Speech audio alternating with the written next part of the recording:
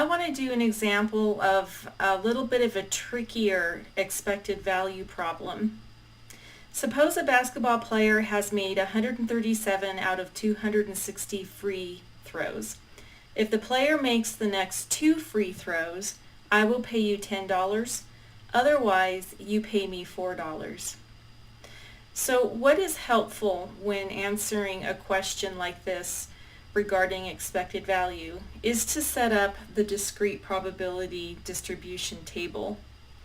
So in other words, I have x, and I need x to represent my outcome in a numeric value, and then the corresponding probability. And then from there, I can input into the expected value formula.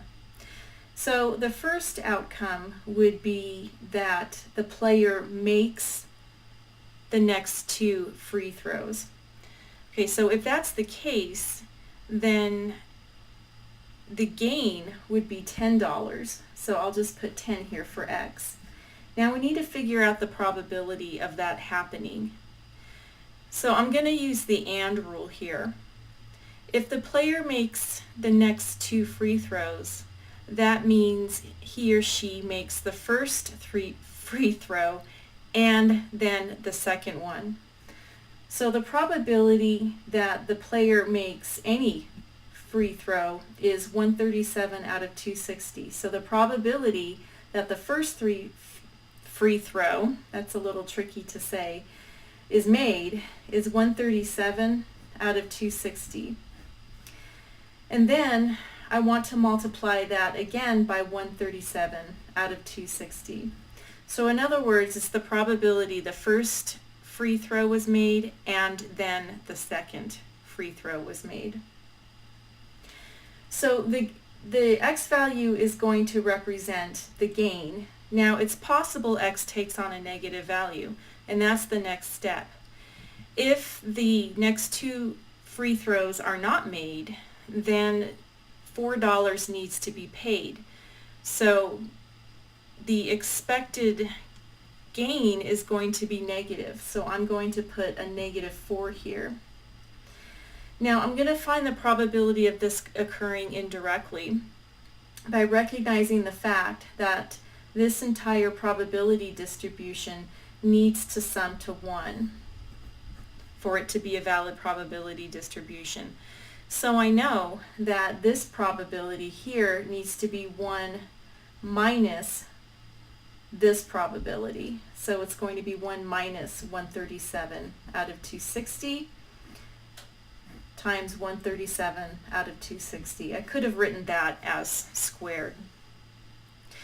So now that I have my probability distribution table, I'm keeping everything in fractional form, so I won't have too many rounding discrepancies with my final answer. The expected value formula is the sum of the x values times their corresponding probabilities. So plugging into this, I'll have 10 times 137 over 260 squared, because that is what this probability is. I'm multiplying the same value by itself. And then the sigma means to sum, so I'm going to add it to the next x value, which is -4, times its corresponding probability. So I'm going to put in parentheses 1 minus 137 out of 260 squared, and then close an outer set of parentheses. Keeping it like this will prevent any discrepancies with my final answer with respect to rounding in between. So inputting this all in one step in the calculator, turning my calculator on, there we go, I'll have 10 times 137 divided by 260 squared plus, now I want to use my sign key below my number 3 key instead of subtraction, just so I can keep things straight. So it's going to be plus -4 times 1 minus, in another set of parentheses, 137 divided by 260. That quantity squared, oops, my camera is a little blurry. I apologize for that. I'm not sure why it's behaving in that manner. And then I'm going to close my outer set of parentheses. All right, so looking at my calculator, trying to get this to focus. There we go.